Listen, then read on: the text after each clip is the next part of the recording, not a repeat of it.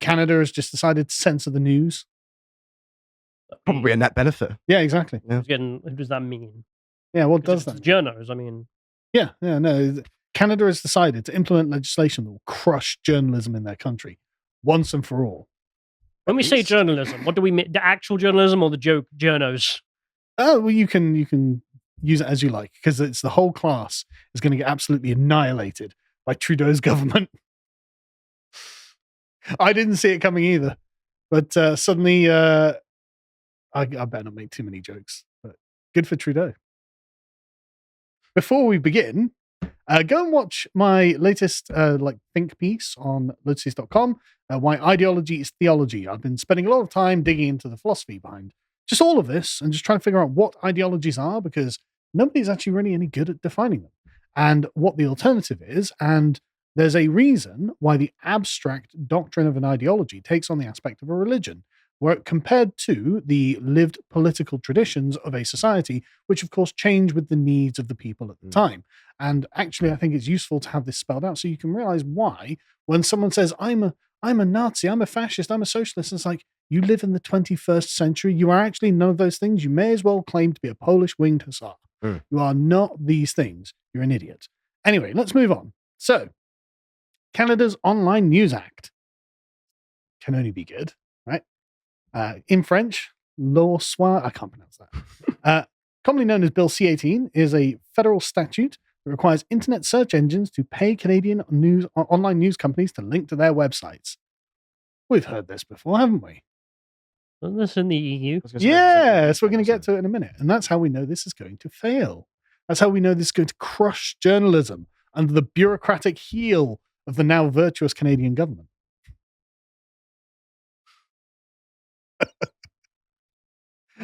What I love about this is in fact, the ideology thing does play into this, because you've always got, it wasn't the Milton Friedman position. It's like, look, you can claim whatever you like, but reality is going to end up being different. And this is such a good example of that, right? So the goal of the law is to enhance the sustainability of the Canadian digital news market. Instead, they are crushing the Canadian digital news market, which I'm all in favor of. If we can just crush every other digital news market, then we can just rely entirely on Twitter for our news, and that will actually improve the quality of journalism. That's not even a joke. No, that's sincere. It's totally true. You notice how good it's gotten in terms of I can actually trust people now? Yeah, it's brilliant. Like, I mean, the community notes is just so good. Like, and it's also quick information that's not filtered through a particular ideological prism. No, you filter it yourself. Exactly, you filter it yourself. And it can be fact-checked by literally hundreds of thousands of people. It's the future, and old news needs to die. So thank you, Canadian government, right? So the primary component, as they say, of Bill C-18 is a provision that allows eligible news business, as in that's not you, is it? We wouldn't be an eligible news business, to initiate bargaining with a digital news intermediary. So basically, they want the Canadian government to be the union for the House Canadian media. Regime-approved Canadian. Yes. The Uncle Toms of Canadian news, Rebel News probably not getting this sort of representation, in order to essentially leech money out of Google and Facebook for using their links on their website. Now, you might, for anyone who doesn't understand the digital news economy, think, hang on a second, aren't Google and Facebook doing the digital online outlets a favor by putting their links on there? Because what they're doing is driving traffic to monetized websites. So a click on that is a penny for whoever they've got clicked on. So you would think, actually, you would do nothing in your power to reduce the amount of traffic that is going to be funneled by Google and Facebook to these websites. Seems reasonable. Yeah, it seems reasonable. Because everyone in news media is high on coke and always wants more. That's right. And they've got access to Trudeau's government. And therefore, that means they're going to crush them instead. It's brilliant. Because, they literally complain. Look, there's an asymmetric bargaining position here. And so in response to the law, Meta and Google stated they're just going to block all Canadian online news content from their services. So that's 0 clicks that they were getting from Facebook and Google. Again, a net benefit for the West. I know, right? Who knew Trudeau was such a patriot? Based Trudeau. Yeah, so if we get to the next one, this is the actual Online News Act itself on the Canadian government's website. And again, listen to the language, right? So the Online News Act will ensure that fair revenue sharing between digital platforms and news outlets and it will provide for collective bargaining. It will promote voluntary commercial agreements. Voluntary commercial agreements, you've made it law. There's nothing voluntary about this, you liars, right? And again, I don't want to defend Silicon Valley. Like, oh God, I've got more reason to hate Silicon Valley than almost anyone else, right? There are literally only about a dozen other people who've had it worse than me than Silicon Valley, right? And so, and you know, fair enough, they've had it worse, but you know, I've still been punished. Anyway, and so they say, oh look, we've got these great expectations, and they actually outline the expected outcomes of the legislation. Once implemented, the Online News Act is expected to result in a flexible regulatory framework that facilitates fair business relationships between digital platforms and news outlets. The sustainability of the Canadian news ecosystem. I hate the Canadian news ecosystem as much as I hate every other news ecosystem, including the sustainability of independent news businesses, as well as Indigenous and official language minority community news businesses, and support for innovative business models. A diversity of news businesses within the Canadian news landscape that provide service to different populations in every province. Again, this will not include Rebel News, right? And of course, it will maintain press independence. That's right. The most independent press is the one that's being negotiated on behalf of by the government. Mm-hmm. There's no more independent press than that, right? And of course, they've got a little eligibility criteria for news businesses. So it has to employ 2 or more journalists and adhere to a code of journalistic ethics or be run by Indigenous people. And so, yes, Meta's response when we go to it is just say, no, actually, we won't do that. This is their statement. If you go to the next one, John. We're confirming that we're not doing this, and we warned you that we're not doing this. And so we are just pulling all, they say we are literally just pulling all news content. And the thing is, in this, Facebook point out they've previously warned, look, the Online News Act is flawed legislation that ignores the realities of how our platforms work and the preferences of people who use them and the value we provide to news publishers. And unfortunately, I have to side with Facebook because they are totally right. Like, I would love for us to be on like the list of things that get shoved into people's faces. Despite the fact that obviously this little graphic on the right here is a dystopian vision of hell. You are right that Meta are in the right here. Yeah, I mean, I obviously I hate Facebook. I hate Google. I hate San Francisco. Why is all of their cartoons so low quality? Just a side note, like everything Meta makes is just hideously, I don't know. Mid-noughties. Yeah. 3D model. Animation's awful for a company with billions. It is weird that the metaverse was the ugliest thing I've ever seen in my life. Like, it looked worse than Lawnmower Man. Have you ever seen that film? Lawnmower Man? How's that? Look it up. Average Zoomer comment, honestly. Did Second Life?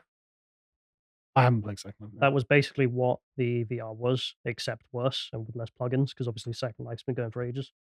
What is it? It's a virtual world where you dress up as whatever you want and you pay real money for this. Dress up as whatever I want in the real world. Yeah, you can't dress up as Kermit the Frog with correct proportions. I bet that if you Google it, you can. Anyway, Google's response was pretty similar. If you go to the next one, there's like, no, this is unworkable. The government has not given us reason to believe that the regulatory process will be able to resolve structural issues with the legislation. As a result, we've informed the government that we've made the difficult decision that when the law takes effect, we'll be removing links to Canadian news from our search, news, and discover products. We'll no longer operate Google News Showcase in Canada. Great. Yeah. That's brilliant. That's a win. Yeah, I take that as an absolute win.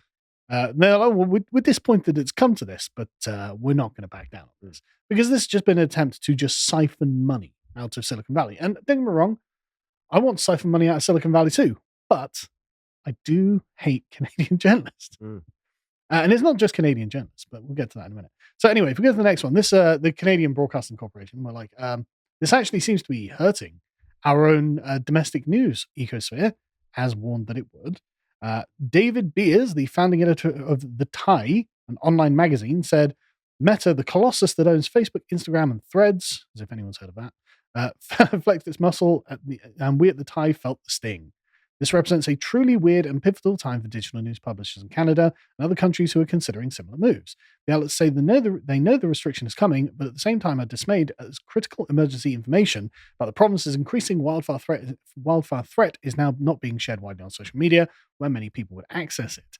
So that's one complaint. The other complaint is we're losing lots of money because you are losing lots of money. And yes, that's true. And this is what the Canadian government has done to you.